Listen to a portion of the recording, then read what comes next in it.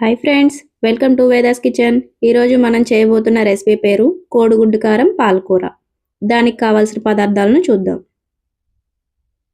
2 కట్టలు పాలకూర, పచ్చిపప్పు, జీలకర్ర, పసుపు, ఉప్పు, చింతపండు, కొత్తిమీర, ఉల్లిగడ్డలు, కరివేపాకు, ఎండుమిరపకాయలు, గుడ్లు, కారం, ధనియాలు, ఆయిల్, చిన్నులపాయలు. ముందుగా పాలకూరను చిన్న చిన్న ముక్కలుగా కట్ చేసుకోవాలి.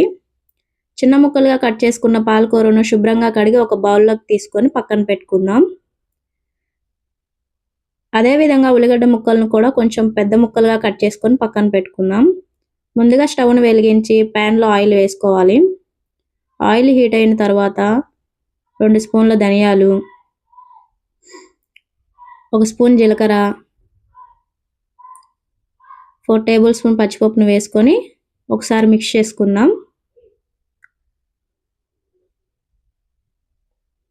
పోపు కొంచెం వేగిన తర్వాత ఒక 9 ఎండుమిరపకాయలను కూడా యాడ్ చేసుకున్నాను. ఎండుమిరపకాయలు కూడా కొంచెం వేగిన తర్వాత ఒక గిన్నెలోకి తీసి పక్కన పెట్టుకున్నాను. అదేవిధంగా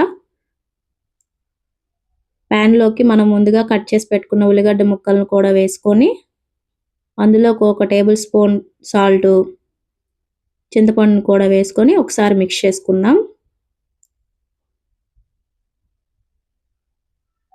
ఉల్లిగడ్డ ముక్కలు బాగా మగ్గనివ్వక్కర్లేదండి. కొంచెం ఎర్రగా మగ్గిన తర్వాత ఒక బౌల్లోకి తీసుకొని పక్కన పెట్టుకోవాలి.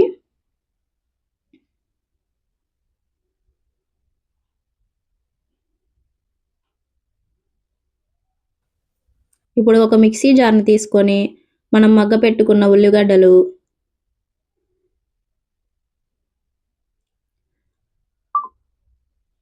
మిక్సీ జార్లో వేసుకోవాలి. అదేవిధంగా ఎండుమిరపకాయలు, పచ్చిపప్పు, ధనియాలను కూడా జార్లో వేసుకోవాలి.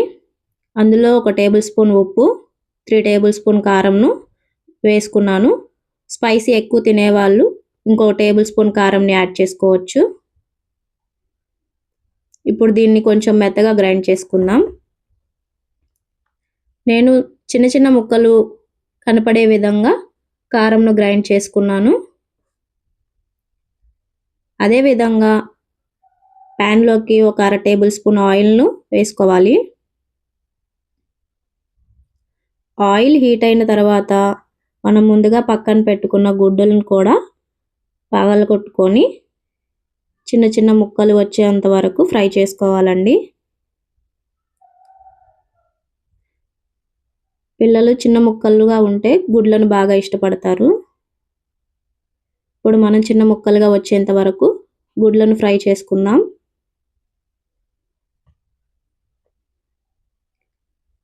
చిన్న ముక్కలుగా అయ్యేంత వరకు ఫ్రై చేసుకోవాలండి.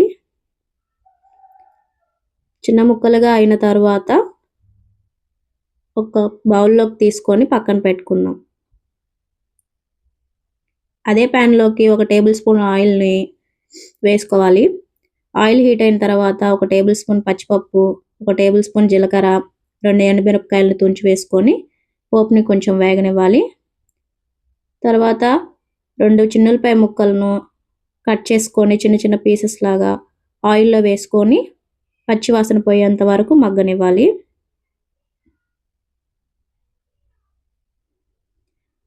ఇప్పుడు మనం ముందుగా కడిగి శుభ్రంగా పెట్టుకున్న పాలకూరను ప్యాన్లో వేసుకొని బాగా మిక్స్ చేసుకోవాలి.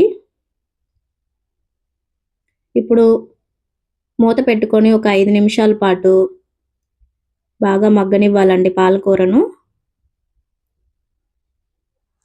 పాలకూర మెత్తగా అయ్యేంత వరకు మగ్గనివ్వాలండి. ఇప్పుడు మూత తీసి మళ్ళీ ఒకసారి పాలకూరను మిక్స్ చేసుకుందాం.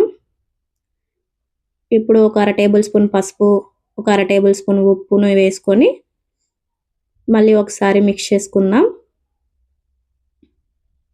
మళ్ళీ మూత పెట్టి ఒక 2 నిమిషాలు పాలకూరను బాగా మెత్తగా అయ్యేంత వరకు మగ్గనివ్వాలి. పాలకూర నుండి ఆయిల్ సపరేట్ అయ్యేంత వరకు పాలకూరని మగ్గనివ్వాలండి.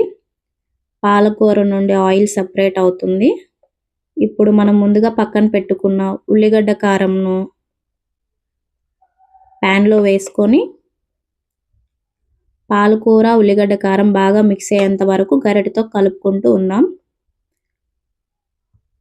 కారం మిక్స్ అయిన తర్వాత మూత పెట్టి ఒక 5 నిమిషాలు కారంని మగ్గనివ్వాలి.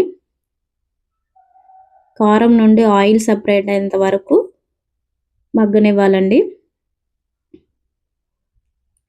ఇప్పుడు కోడిగుడ్డుల ముక్కలను వేసుకొని కారంను గుడ్లను బాగా మిక్స్ చేస్తూ కలపండి.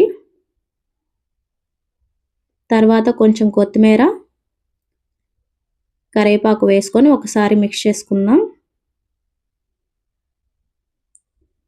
లాస్ట్గా ఒక టేబుల్ స్పూన్ నెయ్యిని వేసుకొని